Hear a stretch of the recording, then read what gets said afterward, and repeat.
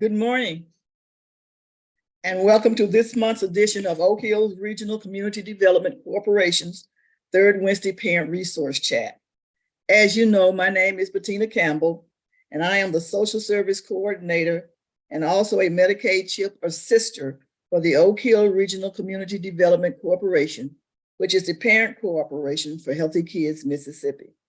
And I am, again, your moderator today. We also have with us this morning Lottie Miner, who is the project director for the Oak Hill Regional Community Development Corporation, and Mr. Thomas Robertson, our technology and metrics director, who's helping us with technology today. We also recognize our board chair, Jennifer Garrett, and our executive director, Dr. Michael O. Miner. In addition to this Zoomcast, we are restreaming today's webinar on Oak Hills Regional Community Development Center's Healthy Kids Mississippi Facebook pages. Feel free to share your media pages. We usually have a health issue that we are talking about. And so this month, March, is National Kidney Month. So today we'll share information with you about our National Kidney, or CKD, chronic kidney disease. And we will have with us Storm Abrams, who will share some of her perspectives on being a caregiver for a family member who has chronic illnesses. Welcome, Storm. In full transparency, Storm is my niece and has graciously agreed to share her perspectives from a child whose father had diabetes, which led to chronic kidney disease, and a wife providing care for a husband and a mother-in-law who live with diabetes and chronic kidney disease. But before we share this critical information, before we start there with her interview, is critical information that we want to share with you about chronic kidney disorder. So if you just we have a video that we want to share. Mr. Robinson, would you please start the video?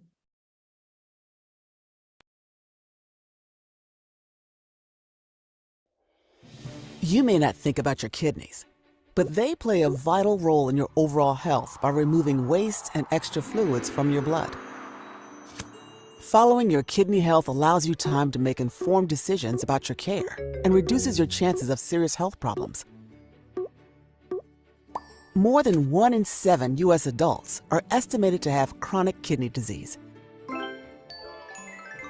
Yet because early kidney disease usually has no symptoms, many people don't know they have kidney disease or that they're at risk.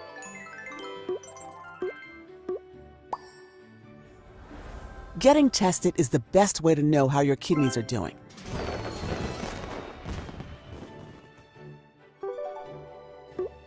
If you are over 60, have diabetes, high blood pressure, heart disease, or a family history of kidney failure, ask your doctor about getting tested for kidney disease. While you may be afraid to learn if your kidneys are struggling, being informed about your kidney health means you can take steps to protect them. Urine and blood tests can tell you if you have kidney disease, and regular checkups can tell if it is getting worse. Your doctor can use your test to develop a personalized care plan that can be updated as needed.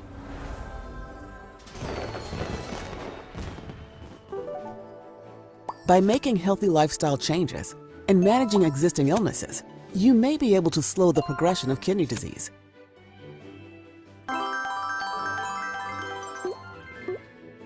Don't wait until you feel sick. Talk to your doctor about getting tested and keep following your kidney health. Visit niddk.nih.gov to learn more.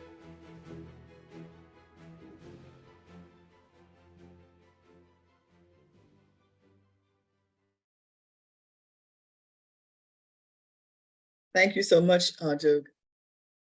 We will, of course, discuss the information and have questions about the kidney disease after we have the conversation with Storm.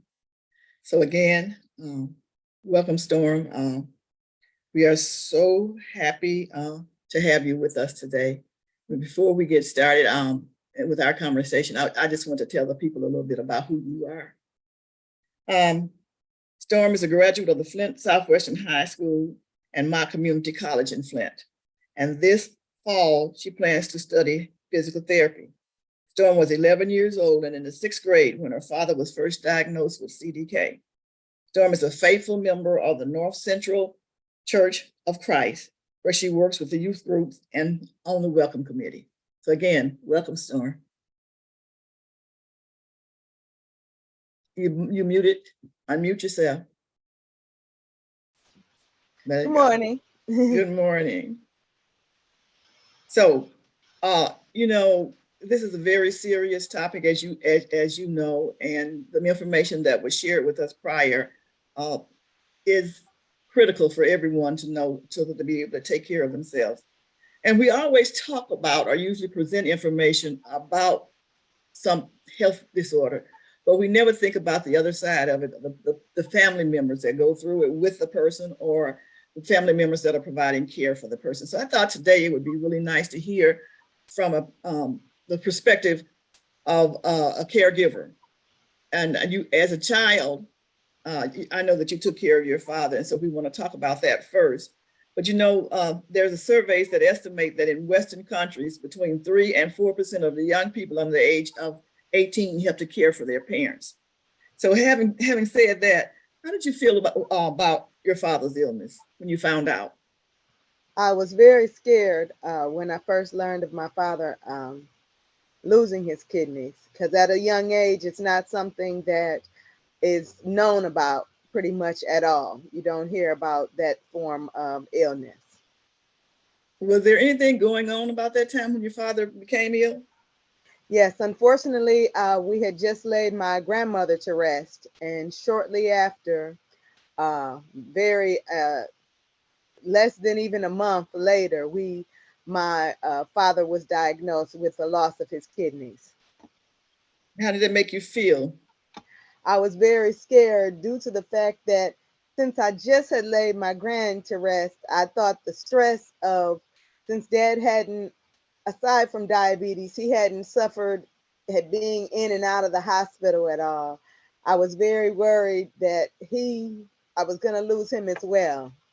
He was on his stage. I mean, it's very scary hearing about a hospital, knowing family in the hospital for long periods of time. So did you blame yourself? I didn't blame myself.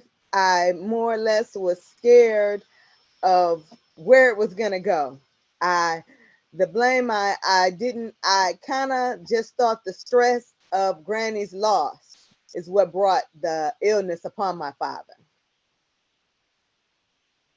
So were you anxious, or were you worried that your father would die also?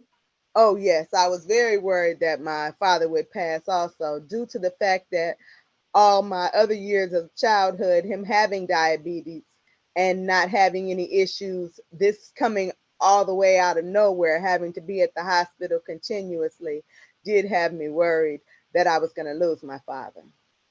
Who did you talk to about it? I just basically talked to my friends. I was worried about speaking to my mother as well as also close family, since I thought the loss of my dad, the loss of Granny, is what brought the stress upon my dad to cause his kidneys to fail.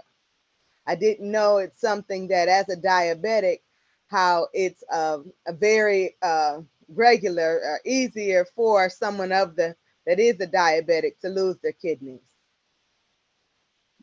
So when you did eventually talk to your mom, what did she say about your fears, or did she help to try to calm you? She more or less just stated to pray on it. She didn't go deep into any information. I think she wasn't ready or prepared at all, and she was worried. She didn't know what to even say to someone my age as well as my younger siblings. So now you've gone from being a child who had two parents at home taking care of you to taking care of who?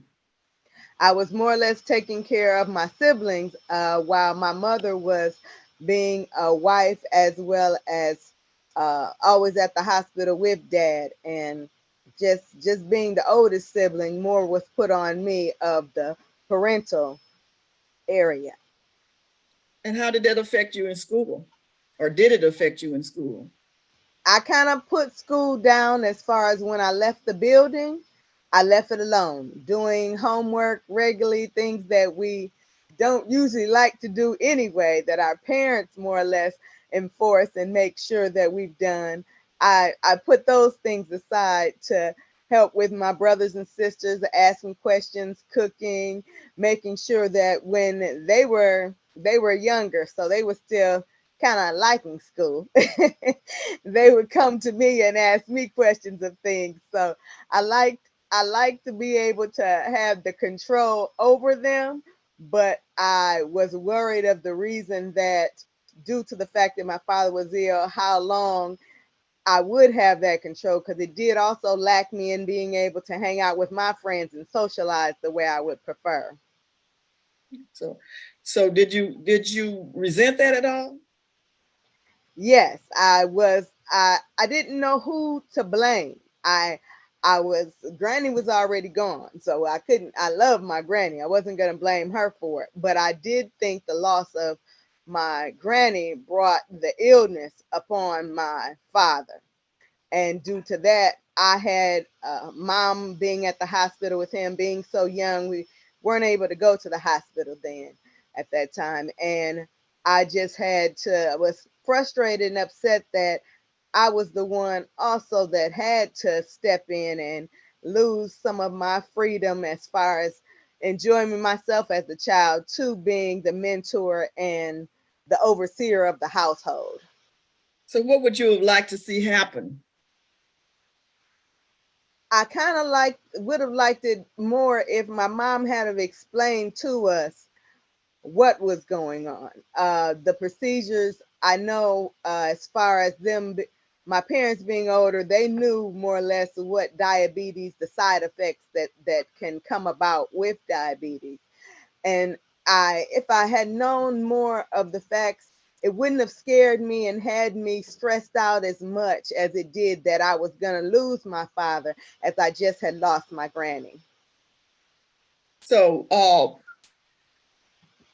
when was there no adult or that you could go to, or what would you recommend the parents do for children when they have to step aside and focus a lot of attention on someone who's ill? When a parent or even a spouse does have to step aside from putting 100% in their household, to the fact of helping their spouse, or even as far as any close family member, I recommend that they have someone responsible or another family member in the family that can replace the gender of whatever the child or son or daughter may be. So the questions that they have in different areas, they're not going and listening to friends and television and Facebook, and that they have someone responsible that can actually relieve stress from them, because we know stress can bring on several health issues.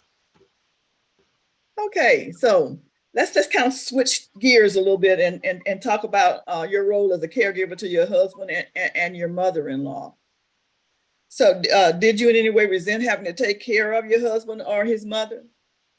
I only resented having to take care of them when they didn't do as the doctor required, because I already knew how bad the situation could get. I had already experienced this prior to with my father. So I knew at that time, thank the Lord, by being grown, I already knew the side effects that could come about and how dangerous things could get. So when they did disregard things that the doctor stated and brushed it off like, oh, it won't happen to me, that's just other people that it happens to. I knew, hey, for sure that it's something that you have to take seriously. So taking care of them wasn't a problem as long as they were doing as they were supposed to. When they decided to do what they wanted to do, then I did get upset and frustrated with my husband as well as my mother-in-law. So what are some of the things that you would say to a person who's providing care for a loved one? First, I would have to say that they need to want to be able to take on the responsibility. They need to think of how severe, because sometimes it's minor. They don't, sometimes they may just need you to prepare food for them and clean the house. And then other times it may be you need to bathe them and change them and clothe them. So you have to make sure before you take on that responsibility that you think and know for sure it's something you're willing to give 100% to, or a problem is going to increase on both sides. Your side, as far as you're going to get frustrated by the overwhelming of taking on this responsibility, and they're going to suffer because if you're not doing it, they're not receiving the care that's needed. So how important is it for the caregiver to make sure that they're taking care of their needs?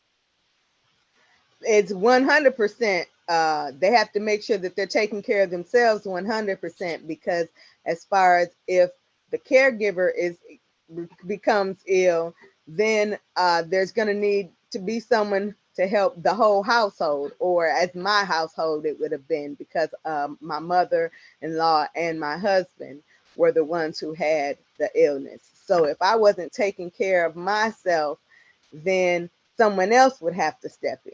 And unfortunately, it's not always a loved one that can fill the spot. So it's best when you do have the family member to do the job, but they have to want to and give it their 100%, as well as make sure that they're able and strong enough to deal with the physically, mentally, dealing with the issues that they're taking on as being a caregiver, as well as having the strength to still be able to uphold their own as far as the responsibilities, just health, and that the regular responsibilities anyone would have to take care of themselves. Okay. So what were some of the challenges that you faced while you were a caregiver? With my husband or with my father? Both. Let's take Oh, it from the. okay. Well, it was very challenging when it started with my father, because I was very young and I wasn't told of any of, even after he lost his kidneys, any of the side effects that could still come about from this.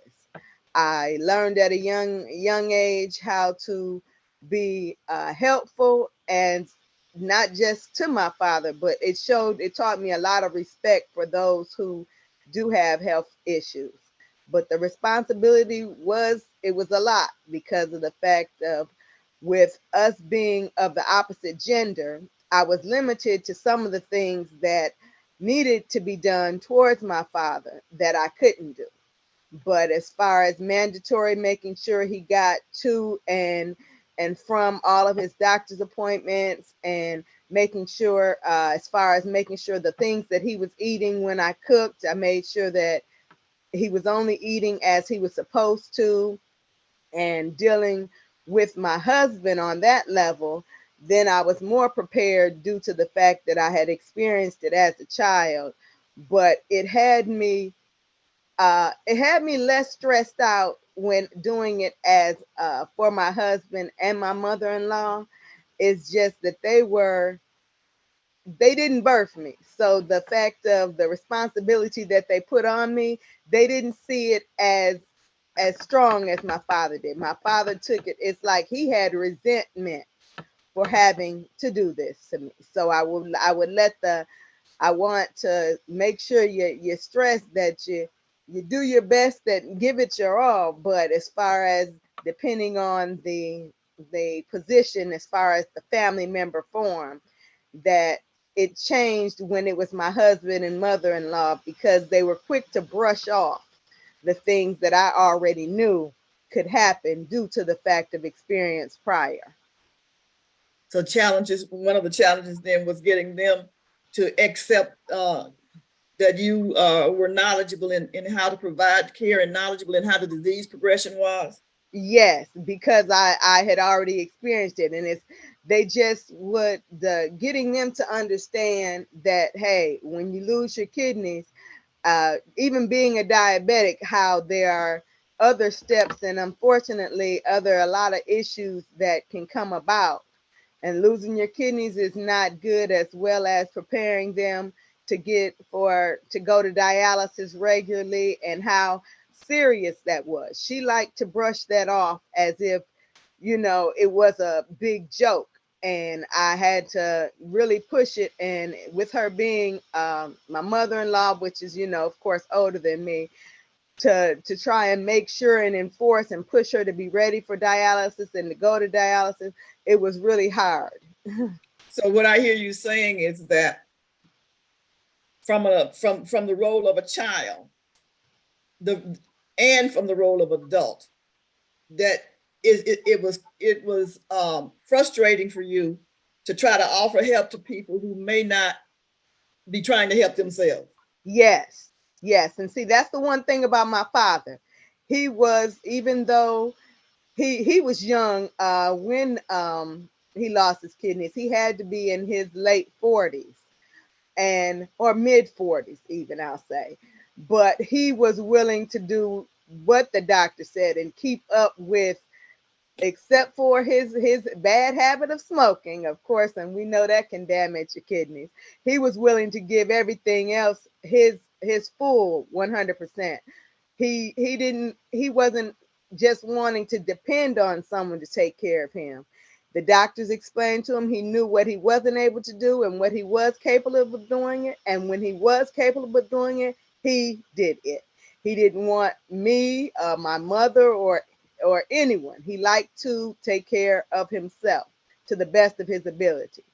But when it came to my spouse and my mother-in-law, it was the exact opposite. They didn't want to accept the fact that they were sick, and that stressed me out, as made me angry, that they wouldn't listen to not just only what the doctor was saying, but what I was saying, that I've already been down this road, as well as not just visually seeing it, but actually helping someone in the same position. I know what steps need to be done.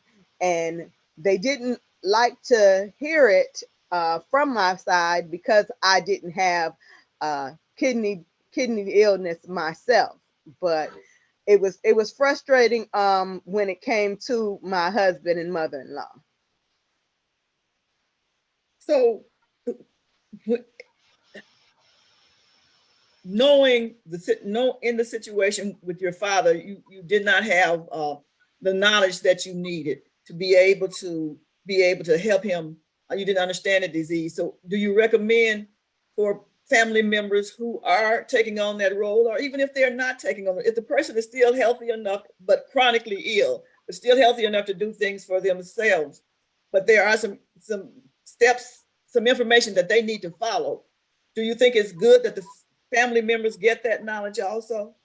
Yes, and that's one thing I do appreciate. Once my father did lose his kidneys, I had gotten a little older, and he had went through dialysis, and he did it at the hospital. And then I learned how to help him. He did home dialysis, like I spoke of. He liked to do things himself. He did start to tell me and inform me on the other issues that can come about with being a diabetic, and the steps once you lose your kidneys, how you have to make changes in your life to what you eat. And as far as he had more illness and swelling with his feet, and lack of things that he could do, still having to doing home dialysis. It was something he did daily.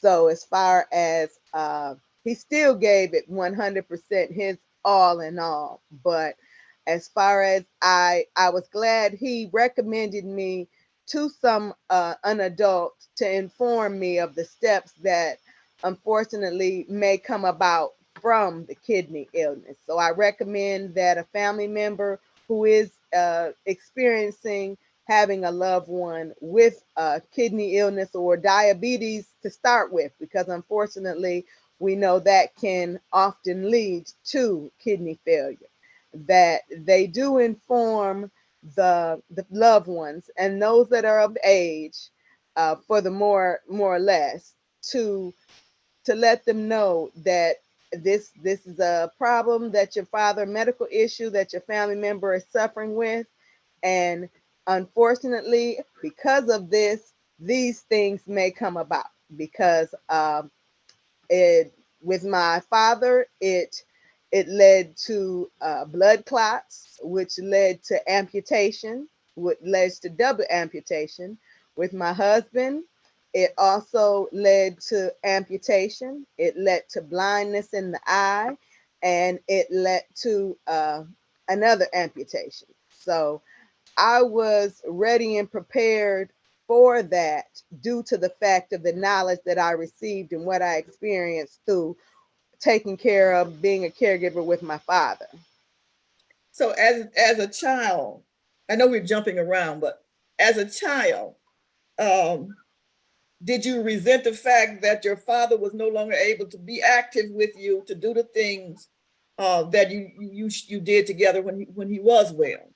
Oh no, because my father did, he gave it all he could due to the fact that he didn't just sit in the house and have us get everything for him and do everything for him at the time of just the loss of kidneys. I still, it made me show me all respect and have all respect for my father due to the fact that they weren't even father, they were fathers in the homes that were doing less than my father was, even being a sick man, as those that were healthy. So I showed no resentment toward my father in regards to his kidney illness, and I was glad that he did walk me through and inform me, unfortunately, of when mandatory things as far as hooking his insulin, hooking his dialysis bags up, and informing me when I did do his blood sugar and if I needed help giving him his insulin, how you may see a little blood, but that's okay. Just taking me through the steps and giving me the information as such a young child, it really did help me because then it got me more prepared. Unfortunately, you can never be prepared for to hear your father say he has to lose his leg. But I knew, I just appreciated it when it did happen. He prepared me for the further steps that loss of his kidney disease could bring about. And he gave it his all, which made me, even as a caregiver, really want to give it my all. When the person wants to, when they're, even if they're not physically able to take care of themselves, when they're actually following and doing as they can and should, it really inspires you to give it your all when you are caring for them. So I hear that lots of times we as parents don't want to worry our children. We are scared that if they know the truth, it will somehow harm them. But what I'm hearing you say is that you appreciate the fact that you eventually were told age appropriate truths that would help you to be able to deal with this situation. Yes, and it was also shared with my younger siblings, just in a different form, so that they would know, okay, you know how dad started out, he just had to take insulin, and then he had to he lost his kidney, so he has to do these, heat up these home dialysis bags daily, throughout the day. And they let us know, as far as my siblings, them being younger, they let him know that his hands, he wouldn't be able to use his hands like he should. So they let him know of the minor things that dad wouldn't be able to do in a form for a child. Dad's not going to be able to run, and he's not gonna be able to catch and play with you in that form anymore. But thank the Lord, to my household, I had 3 siblings, so we could always play amongst each other. But he did inform, depending that my age range and the difference between me and my siblings, he informed us in the areas that we could understand it and not get too scared about it. We could understand how, okay, the way he described it to me as, babe, your dad has kidney transplants, and since he had the kidney loss of kidney and the kidney transplants and was on the dialysis, but he still was able to be with me, it slowed up the fear that I had of my father passing. And then with my younger siblings, he did it in a different form of just letting him know that he wouldn't be able to play with them as much, and due to his health he was going to have to slow down on some things. So he explained it to all of us in a form that we could understand, which was very beneficial to me as a child, a young, I was in my teens by then, but as well as to my siblings, to where they could understand. And why isn't daddy going to the park with us and playing baseball? It wasn't, they knew he wasn't just withdrawing himself from their lives, but due to his medical condition, he was going to be limited to what he could do. So it is important for a child to understand that they're getting love, but and concern from their father, but just in a different fashion. Yes, that they're going to give the yes. And so that the mother or father, the areas that they may not be able to be in, hey, if they just can sit and just use the hands with the young child, sit and color with the child, to sit and watch a movie with them in the areas that you can't help them with anymore, inform them of it.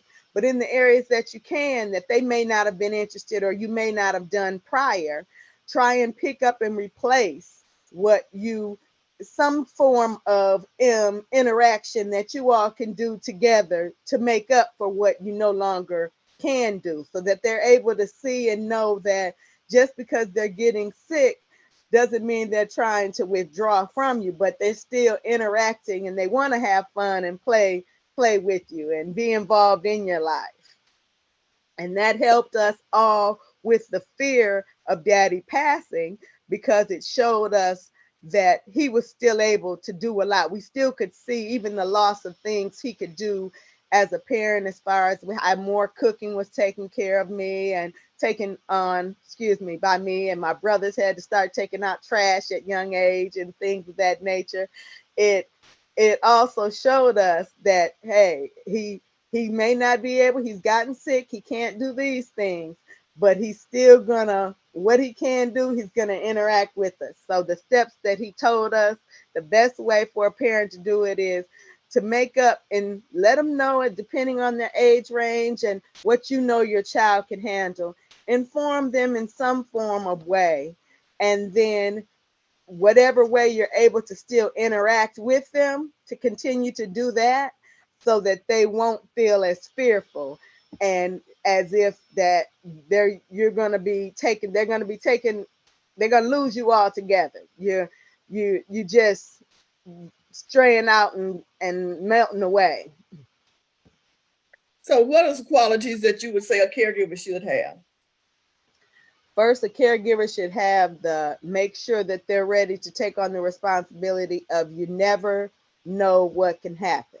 Because like my father, it started out with just diabetes, then it went to kidneys, then it went to amputation. So you have to make sure you have the desire to take care of the person due to the responsibilities that, due to their health issues, the things that can change for the worse, that you're willing to accept to deal with all of those, or it's not the position you should be in, because you need to do maybe the research. You may not be able to deal with needles.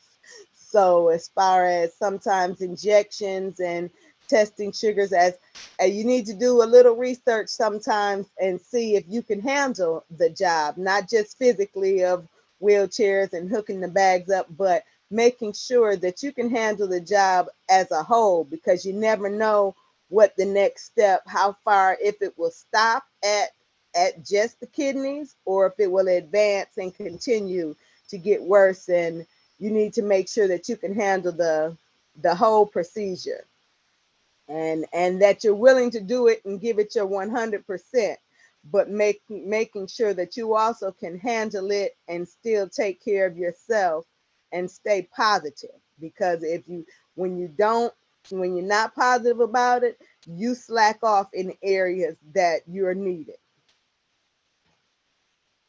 Okay. Well, we have learned a lot. And one of the things I heard you say is that you have to be adaptable.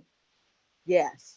First, it has to be something that you want to do, Yes. And in order to determine that, it should not be based on simply because that's my father, that's my mother, that's my brother, that's my best friend, but it should be based on it should be knowledge based. You should try to find out all you can about what the responsibilities of that position is going to Yes. require. Find out something about about the disease process or the illness itself, so that you will know that, okay, these things might happen, and am I ready to deal with that? And so, Mhm. and then make sure that you're doing something positive for yourself. Yes. Even if So, it's just so physically, mentally, and service. emotionally, you need to be you need to be on your game. Yes. Yes. And even if it's just attending worship service, or if you just take some time while and go to the library and read a book, something that can give you some some release, so that stress won't continue to build upon you to make you want to throw up your hands, because it can get stressful if you don't in some way or form also remember you need some time to yourself. Okay. So, uh, this has been awesome, and I think that it's helped us to better understand the importance of taking care of our kidneys and in exercising and engaging our family into making good, healthy food choices and drink choices, and managing our blood pressures and reducing stress. Yes. You really, the stress is, as you said, the stress. And I will just, from my perspective, I will just help you understand when we say reduce stress, how critical it is that you reduce the stress, that you take care of yourself and try to reduce the stress in the person that you're taking care of. As I Yes. said, Stormy is my niece in full transparency. Had not expected to share this, but I'm going to. When her father became, my mother passed. Well, actually, my mother had cancer, and unfortunately, the cancer, the medications that they gave her, because she also had a prior history of hepatitis. She was a nurse and unfortunately got stuck with a contaminated needle treating a patient. The medications that were so harsh on her liver that eventually it took her kidneys out. And a week before, one day she was fine. The next day they said her kidneys had totally shut down and she was going to be leaving, because my mother made the decision not to do any more treatment. And at that time, my brother was a adolescent diabetic, and at that time, so he had type 1 diabetes. And at that time, the kidney specialist that was working with my mother was also his doctor, and he told us 3 to 5 years from now, you will be looking at your brother starting dialysis. Mhm. That was that Monday. My mother died that Wednesday. That Thursday, the very next day, we buried my mother that Saturday. That Sunday, we had to rush him to the emergency room. Stress brought on from 3 to 5 years, it brought on in 3 to 5 days. So stress is very important to all of the organs in our body, and that we should be aware of uh, when we are under stress, that is important. And so when you're taking care of family members, make sure, or when you're taking care of anyone, even if it's your job, and your job is to be a chore provider or care provider, then make sure that you're finding ways that you can relieve that stress from you. Always, always, always, always know that you have to take care of you first, because if you don't take care of you, you can't take care of anybody else. That's And so right. now what we want to do is we want to encourage you to share today's webinar on your social media. And we want you to feel free to post or comment in the Zoom chat now. And we will, if you're on social media, other than our Zoom page, please put any questions or comments that you want to have in your chat box, and Duke is going to get that information for us, and he'll let us know if there are any questions. And if you're on Zoom and you have questions, you can feel free to put them in the chat, but you can also open up your mic and feel free to share, ask any questions or share any comments that you might have. All right, I have a couple of questions already. First question is, how important is drinking water to kidney health? Oh, yes, you need to make sure you drink your water on a regular basis, and you need to avoid pop. I mean, you need to avoid caffeine. Water is that, and that's stress. That's something that's stressed very, very extremely with the doctors. And a lot of people do disregard that and feel any fluid is acceptable. Nothing can replace water. Water is needed. So I've always been told that you should drink at least 48 to 64 ounces of glass A of day. water a day. So Yes. that means that at least drinking 2 or 3 bottles of water, or if you're drinking it out of bottles, or making sure that you are at least having 4 to 6 glasses of water a day, or 4 to 8 glasses of water a day. Another question, is kidney failure reversible? Reversible? No. Once it happens, I mean, it's come about. It doesn't. I know there's different forms of ways of treating it. Like they do have the transplants, where I mean, I don't know. I wouldn't call it reversible, but it is a form to help improve to where you don't have to go on dialysis and that. But that's the only form of, I wouldn't call it reverse, but I would call it change to make it to where you have a kidney again. So you're not actually without a kidney. I'm not a medical professional, so I'm not going to answer that. But I see that someone has their hand up. Inez, do you want to open up and if you have an answer for us there?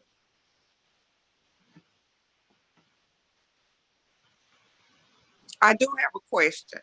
Oh, you have a question? Yes, Okay. ma'am. I was listening, and I do apologize. I'm a little late coming in due to family situation. But the importance of the water, I have been told that caffeine also can do damage to your liver. Is that Yes. correct? Yes.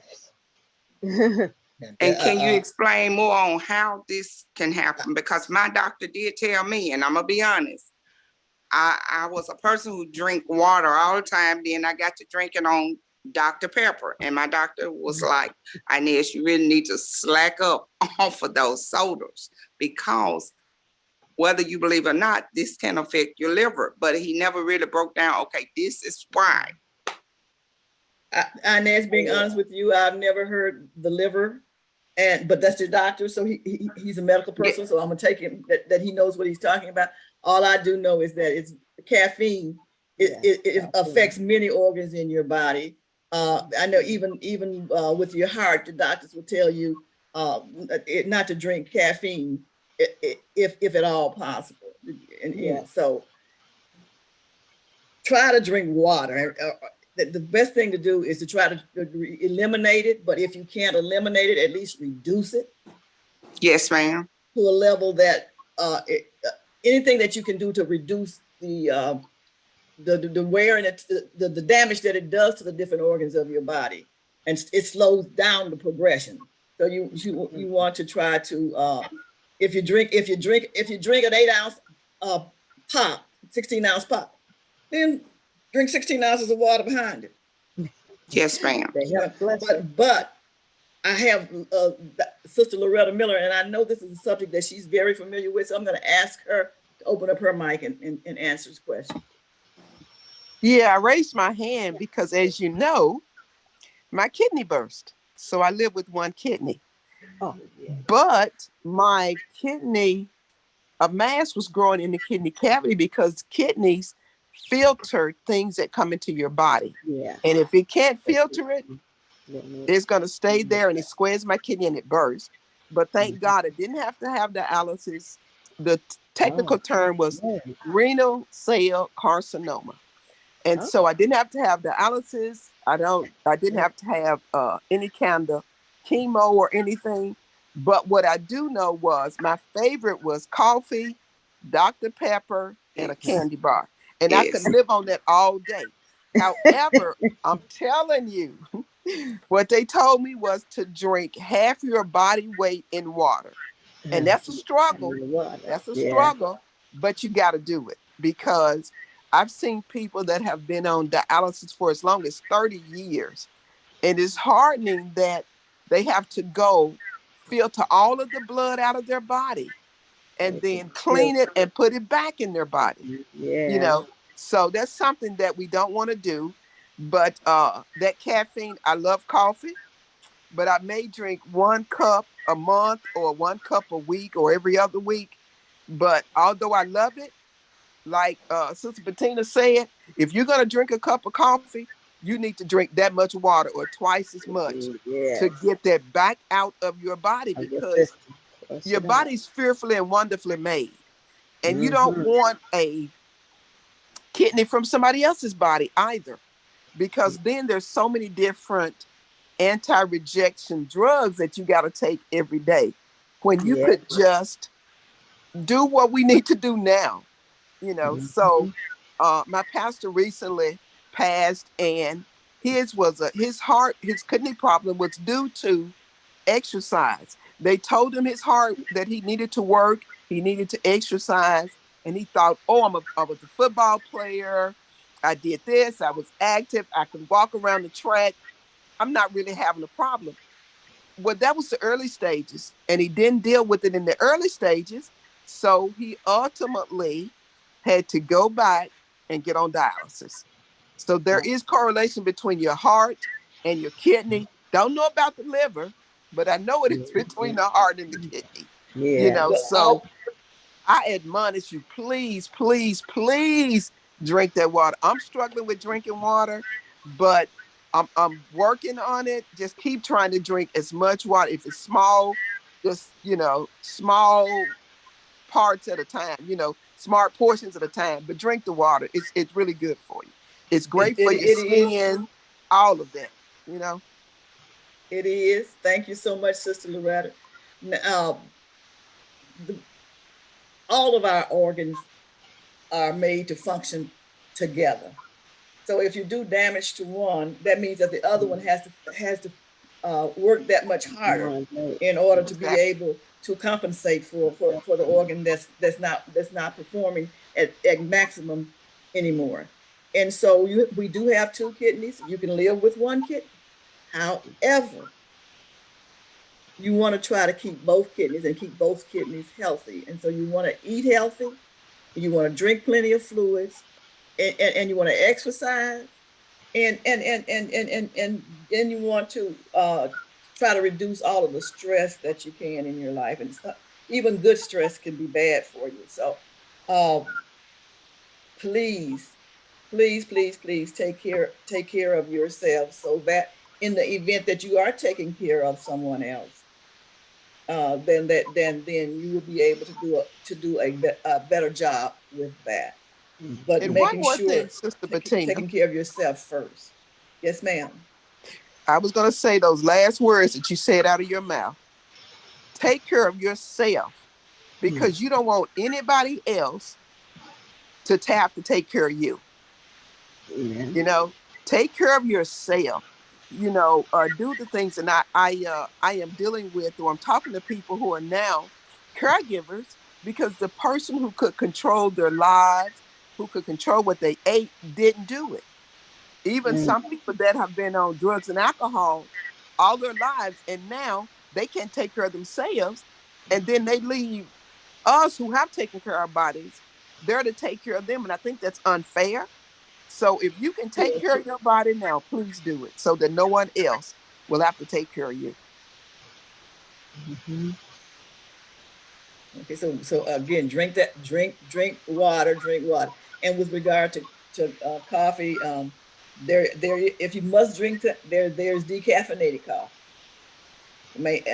So again, if you're drinking coffee, you're drinking pop, make sure that you're drinking an equal amount of water, so that you're getting that those harmful parts of that water. I mean, of that drink out of your body. The sugar and the caffeine, you're getting it out of your body. It may not taste the same, but hey, you learn to like it if that you must have coffee.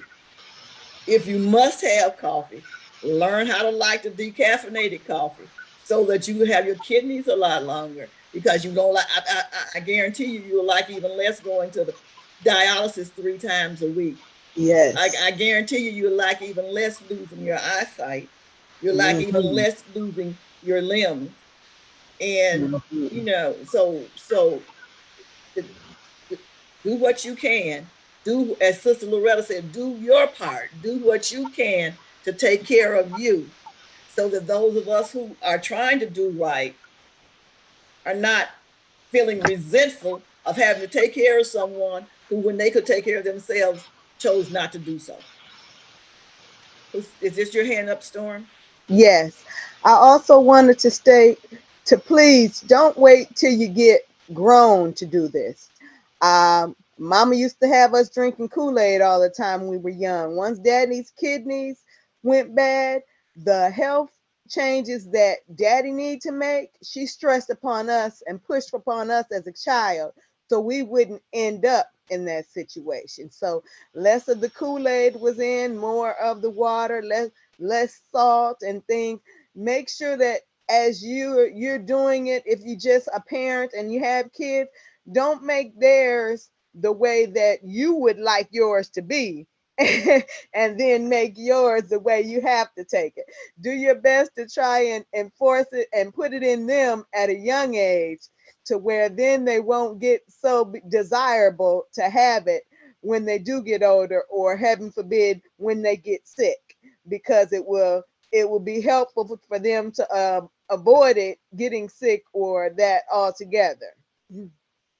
Okay, thank you. So now there is a comment in the chat that says not only is there caffeine coffee, but there's also caffeine-free sodas, caffeine-free coffee, caffeine-free sodas. Just remember what we're saying. We don't expect that somebody that's been drinking 3 sodas a day and a couple of cups of coffee are going to stop. Or my sister drinks coffee all day long. We don't expect that you're just going to stop right now, but you can begin to reduce it. So, and ultimately, hopefully reduce it to the point where it's safe for you, or safer for you. And also increase your water intake, and make sure you're increasing your water intake, because your kidneys, as Sister Loretta, they flush out the toxins, they build up your red blood cells. And so there's a lot that you need those kidneys to do in order for you to have a healthier and whole life. So that is, unless there are other questions or comments. Sister Loretta, you have your hand up. Do you have another comment? So let me tell you this, my granddaughter was 5 maybe, and they could not get her blood pressure down. Remember, she was on 3 blood pressure medicines at that age, and they found out it was all the resort back to her kidneys. And so it's food now that her and her brother, they will not eat, because it says, no, Aaliyah can't have that because she may die. And that's just how serious children eating the right food is as well. If she eats salt in the daytime and she goes to sleep, her body is going to spit it out, even without her even knowing it. She's just going to, her body's going to, you'll wake up and she'll cough and it'll just come out, And so we need to teach that to our children. We definitely need to teach that to our children. Well, that was one of the purposes of this webinar, is because we know the children are at school, so they're not getting this information. And even if they are, they don't have the ability to apply it, because they don't cook, they don't buy food. And so we want the parents to know that you have to start at an early age. As you said, Brenda, to protect this, Loretta, to protect this body, this temple that God has given us charge over. And so we wanted to get the information out to the parents and to the caregivers. These are serious things. And we wanted you to know that when you are critically ill or chronically ill, that it affects your child, and it affects, and they are taking on roles and responsibilities that maybe they didn't have to take on. And if they do have to take on those roles and responsibilities, that it's important that you check on them, that you explain it in a way that they understand so that they don't become so resentful. And whenever you can, that you arrange to have other family members or other friends come by and to give that the oldest children that are providing the care, to give them an opportunity to still be a child. That is critical. And then if those opportunities don't exist, we still have to make sure that they are getting some rest, that they are getting an opportunity to express themselves, that they are getting an opportunity to get that stress off of them so that they don't stroke out. Children can have strokes, children can have kidney problems. The stress can do the same thing to their bodies that it does to our bodies. And so we want to make sure that we are taking care of our children, because this is what this webinar is all about, is we introduce you to these health issues, or these health disorders, or health diseases, or health challenges, so that you would know how to take care of yourself to prevent them, and if you're living with them, how to live better with them, but also so that you can turn around and know that if these things, if healthy eating, if exercise, if drinking water, drinking less pop, or anything that's caffeine, even chocolate, anything that's caffeinated, then it's good for my body, then it's also good for my children's body. And then I should start them to eating and engaging in activities that way. Don't let them come home and just sit down and do nothing. Sit in front of the computer all day. Make them turn it off. Make them go outside. Make them do some active things that keeps their body strong and healthy. Mr. Pat, and then we're going to take this one last question from Sister Pat. Okay, thank you so much. Storm, this is just a quick one. Through all of the caregiving services that you provided to your families, do you have any after effects from it all? With the fact that my father, actually seizures. I had suffered a head injury at the age of 14, but I hadn't had any seizures prior to that. When my father first lost his leg, I was 16 when he lost his first leg, and my seizures did come about then. So they thought that my seizures were brought on due to the stress that not only helping take care of my father, but the love and how it was hitting me so hard to see him in pain. But it wasn't grand malls or anything of that nature, but they thought it was just brought on by the stress of seeing my father so ill, and then being in high school to where I could help more, but I also understood more of the pain and that he was enduring, and how it was only limitations to what I could help him do. You know, I couldn't stop or prevent him from losing. Unfortunately, he did his other leg, but it did bring on stress upon me. And that's why I was stating to make sure that you take some time for yourself, because by that time I was the oldest regardless, but being in my teens, you know, we want to date and go to the school basketball games and stuff like that. We don't want to be stuck at home with our siblings all the time. So my mother, I know she wasn't prepared or ready for this, but she didn't slow down in her activity as far as that going to school for herself, or to allow me to have an extra free time and save just time to myself that I should have. So stress was brought on by the taking care of my father especially once he lost his leg, because of the fact that him being of the male gender, it was limitations to me helping him, with him being my father and of the male gender. Okay. All right. This has been very, very interesting. Any more comments because we're right at that 12 o'clock hour and we don't want to take your time from you. So did we have any more questions off social media? Did we get them all answered? We have them all answered. Wonderful. Okay. So let me give you some friendly reminders here. That Oak Hill Regional Community Development Center is still providing free drop-off tax services on Wednesdays, Thursdays, and Saturdays. If you would like information about that, please contact 662-298-3584. Again, 662-298-3584.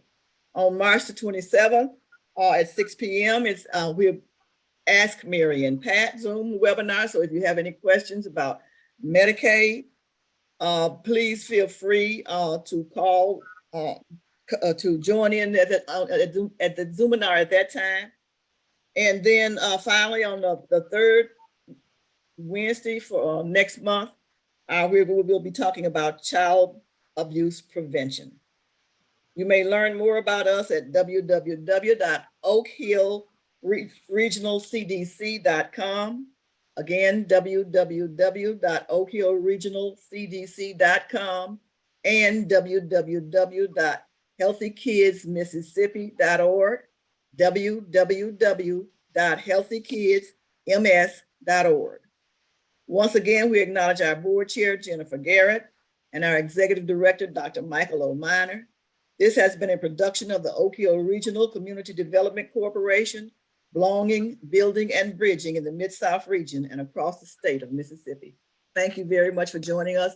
Those of you who are on Zoom, Duke is going to sign us off of our other social media, but we would like for you to stay